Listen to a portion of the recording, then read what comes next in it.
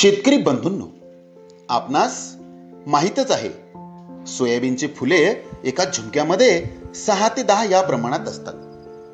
शेंड्यापासून तर बुंध्यापर्यंत 10 ते 20 ठिकाणी फुलांची झुमके राहतात. म्हणजे सोयाबीनच्या एका झाडावर 60 ते 120 फुले असतात.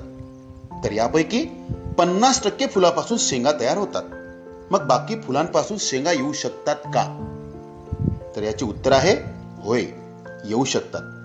परंतु सोयाबीनवर येणारा जैविक व अजैविक ताणामुळे फुले गळून जातात.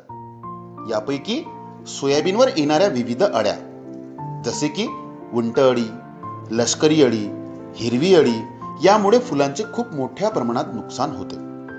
त्यामुळे फुलांचे संरक्षण करणे महत्वाचे आहे. एक अळी एका वेळी 6 ते 10 फुलांचे नुकसान करते. म्हणजे तिच्या 20 ते 30 दिवसाच्या आयुष्यामध्ये ती हजारो लाखो फुलांचे नुकसान करते. परंतु शेंगावस्थेत अळी एका वेळी 1 किंवा 2 शेंगाचे नुकसान करू शकते. म्हणजे फुलांच्या अवस्थेत होणारे नुकसान कित्येक पटीने जास्त असते. फुलांच्या अवस्थेत उंटअळी, हिरवी अळी, लष्करी अळी या सर्व असल्यास नुकसान खूप मोठ्या प्रमाणात होऊ शकते.